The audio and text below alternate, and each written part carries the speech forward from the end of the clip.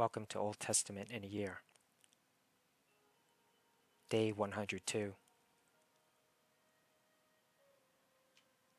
Joshua 13. When Joshua was an old man, the Lord said to him, "You are growing old, and much land remains to be conquered.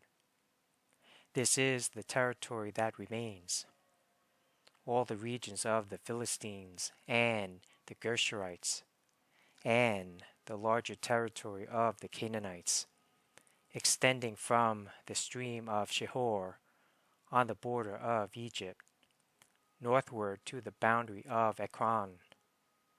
It includes the territory of the 5 Philistine rulers of Gaza, Ashdod, Ashkelon, Gath, and Ekron. The land of the Avites in the south also remains to be conquered.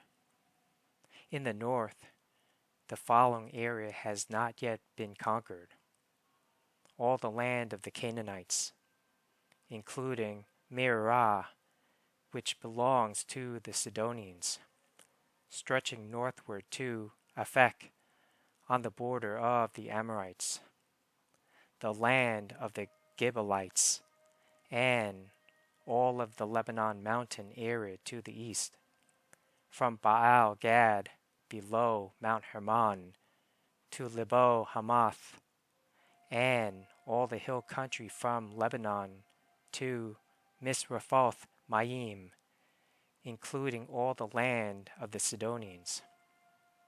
I, myself, will drive these people out of the land ahead of the Israelites. So, be sure to give this land to Israel as a special possession, just as I have commanded you.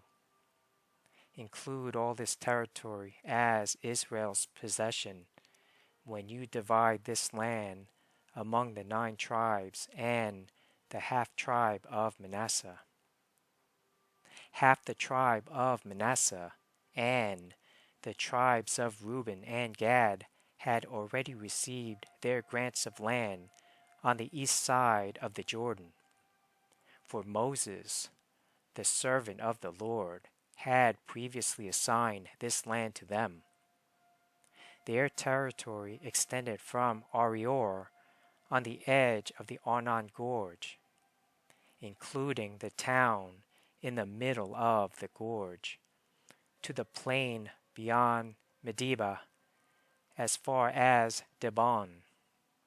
It also included all the towns of King Sihon of the Amorites, who had reigned in Heshbon, and extended as far as the borders of Ammon. It included Gilead, the territory of the kingdoms of Geshur and Maacah, all of Mount Hermon, all of Bashan, as far as Selakah, and all the territory of King Og of Bashan, who had reigned in Ashtaroth and Edrei. King Og was the last of the Rephaites, for Moses had attacked them and driven them out. But the Israelites failed to drive out the people of Geshur and Maacah. So they continue to live among the Israelites to this day. Moses did not assign any allotment of land to the tribe of Levi. Instead, as the Lord had promised them, their allotment came from the offerings burned on the altar to the Lord, the God of Israel. Moses had assigned the following area to the clans of the tribe of Reuben. Their territory extended from Aroer on the edge of the Arnon Gorge, including the town in the middle of the gorge, to the plain beyond Medeba. It included Heshbon and the other towns on the plain, Dibon, Bamoth Baal, Beth Baal Meon, Jahaz, Kedemoth, Mephath, Kiriathaim, Sibmah, Zereth Shahar, on the hill above the valley, Beth Peor, the slopes of Pisgah, and Beth Jeshimoth. The land of Reuben also included all the towns of the plain and the entire kingdom of Sihon.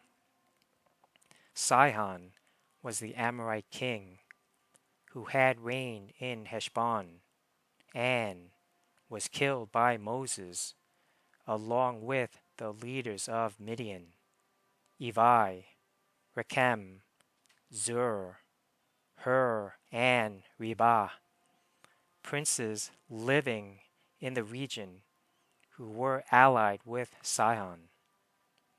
The Israelites had also killed Balaam, son of Beor, who used magic to tell the future.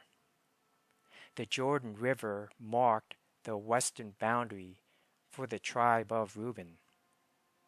The towns and their surrounding villages in this area were given as a homeland to the clans of the tribe of Reuben.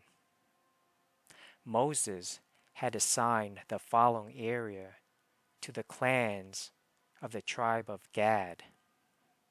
Their territory included Jazer, all the towns of Gilead, and half of the land of Ammon, as far as the town of Arior, just west of Rabbah. It extended from Heshbon to Ramath Mizpeh and Betonim, and from Mahanaim to the territory of Lo Debar. In the valley were Beth Haram, Beth Nimrah, Succoth, Zephon, and the rest of the kingdom of King Sihon of Heshbon. The western boundary ran along the Jordan River, extended as far north as the tip of the Sea of Galilee, and then turned eastward. The towns and their surrounding villages in this area were given as a homeland to the clans of the tribe of Gad. Moses had assigned the following area to the clans of the half-tribe of Manasseh. Their territory extended from Mahanaim, including all of Bashan, all the former kingdom of King Og, and the 60 towns of Jair in Bashan. It also included half of Gilead and King Og's royal cities of Ashtaroth and Edrei. All this was given to the clans of the descendants of Machir, who was Manasseh's son. These are the allotments Moses had made while he was on the plains of Moab, across the Jordan River, east of Jericho. But Moses gave no allotment of land to the tribe of Levi, for the Lord, the God of Israel, had promised that he himself would be their allotment. Joshua 14. The remaining tribes of Israel received land in Canaan, as allotted by Eleazar the priest, Joshua son of Nun, and the tribal leaders. These 9.5 tribes received their grants of land by means of sacred lots, in accordance with the Lord's command through Moses. Moses had already given a grant of land to the 2.5 tribes on the east side of the Jordan River. But he had given the Levites no such allotment. The descendants of Joseph had become two separate tribes, Manasseh and Ephraim, and the Levites were given no land at all, only towns to live in with surrounding pasture lands for their livestock and all their possessions. So, the land was distributed in strict accordance with the Lord's commands to Moses. A delegation from the tribe of Judah, led by Caleb, son of Jephunneh the Kenizzite, came to Joshua at Gilgal. Caleb said to Joshua, "Remember what the Lord said to Moses, the man of God, about you and me, when we were at Kadesh Barnea. I was 40 years old when Moses, the servant of the Lord, sent me from Kadesh Barnea to explore the land of Canaan. I returned and gave an honest report. But my brothers who went with me frightened the people from entering the promised land. For my part, I wholeheartedly followed the Lord my God. So that day Moses solemnly promised me, the land of Canaan on which you were just walking will be your grant of land, and that of your descendants forever, because you wholeheartedly followed the Lord my God. Now, as you can see, the Lord has kept me alive and well, as he promised for all these 45 years since Moses made this promise, even while Israel wandered in the wilderness. Today, I am 85 years old. I am as strong now as I was when Moses sent me on that journey, and I can still travel and fight as well as I could then. So, give me the hill country that the Lord promised me. You will remember that, as scouts, we found the descendants of Anak living there in great walled towns. But if the Lord is with me, I will drive them out of the land, just as the Lord said." So Joshua blessed Caleb, son of Jephunneh, and gave Hebron to him as his portion of land. Hebron still belongs to the descendants of Caleb, son of Jephunneh the Kenizzite, because he wholeheartedly followed the Lord, the God of Israel.